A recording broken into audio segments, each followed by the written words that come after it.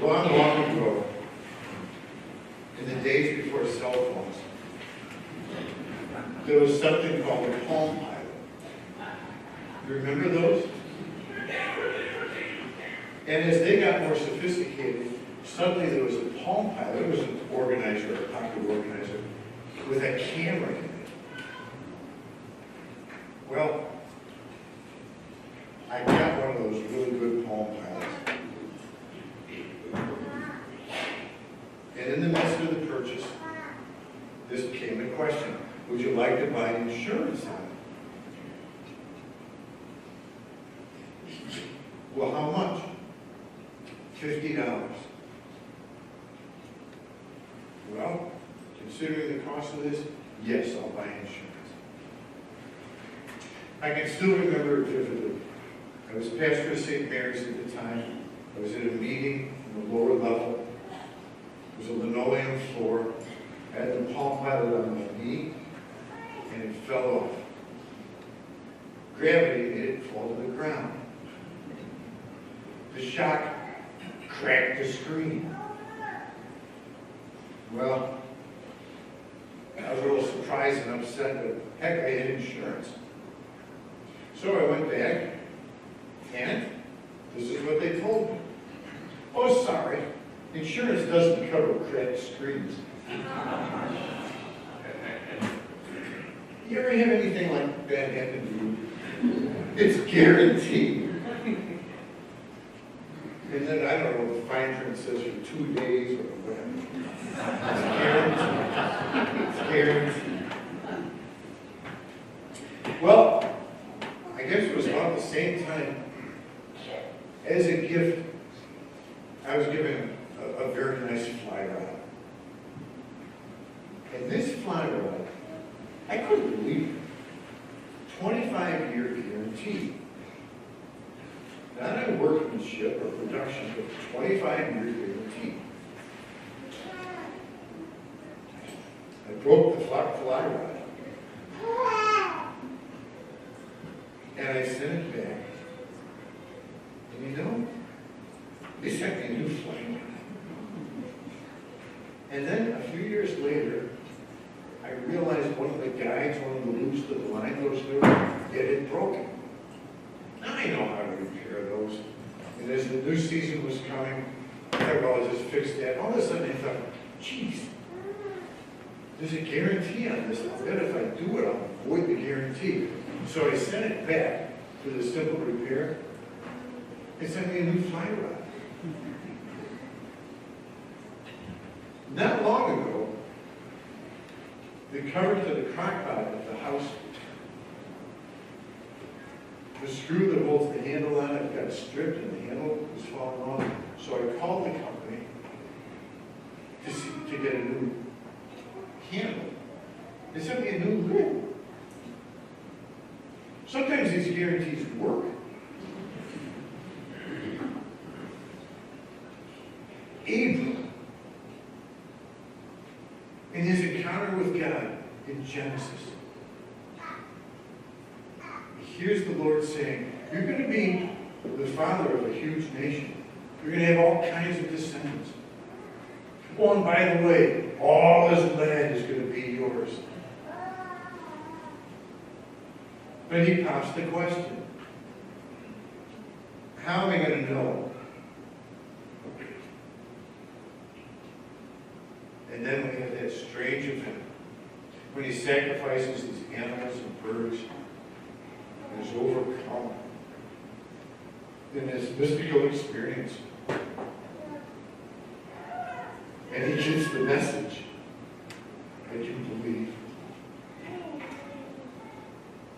Same thing with the Transfiguration. Peter refers to this in the Acts of the Apostles about his deep encounter with the Lord. You don't come out of something like that and forget about it. You don't come out of something like that and say, well, when are you going to do it again? What have you done for me lately? It is life-changing. But you know that question from Abram?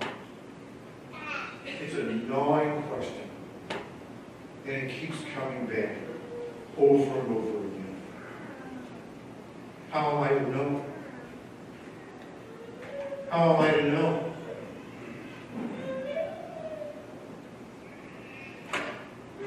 It's a fair question. It's a tough one. And I offer you a couple of thoughts. This is a prayer from Thomas Merton. Very, very interesting story. You can look it up online, Thomas Merton prayer. He was a monk at the Abbey of Gethsemane in Kentucky with a strange, strange story. A life story before he became a monk. But here's his famous prayer. My Lord God, I have no idea where I'm going. I do not see the road ahead of me. I cannot know for certain where it will end. Nor do I really know myself. And the fact that I think I'm following your will does not mean that I'm actually doing so. But I believe that the desire to please you does in fact please you. And I hope I have that desire in everything I do. I know if I do this, you will lead me by the right road, although I may know nothing about it. Therefore will I trust you, always. Though I may seem to be lost in the shadow of death, I will not fear.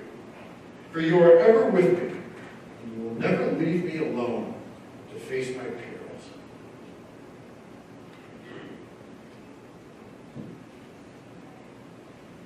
There's a beautiful line from our second reading, Paul's letter to the Philippians. Our citizenship is in heaven. Well, how are we to know? How are we to know? No proof. But he ends that passage with these beautiful lines. These words, stand firm. Stand firm. Not long before that passage we heard, Paul says this, I wish to know Christ and the power flowing from his resurrection. Likewise, to share in his sufferings. Thus do I hope to arrive at resurrection from the dead. But how do you know? How do you know? I offer you one more little reflection. One is from Pedro Arrupe, Jesuit priest, who was the superior general of the Jesuits during a very dramatic and impacting time for him and them. Very intellectual, courageous, brilliant man. This is his directive. Nothing is more practical than finding God, than falling in love in a quite absolute, final way. What you're in love with seizes your imagination and will affect everything. It will decide what will get you out of bed in the morning, what you do with your evenings, how you spend your weekends, what you read, whom you know, what breaks your heart, what amazes you, with joy and gratitude. Fall in love. Stay in love. It will decide everything. Well, how do you know? Well, I'll bet if you've fallen in love, you know.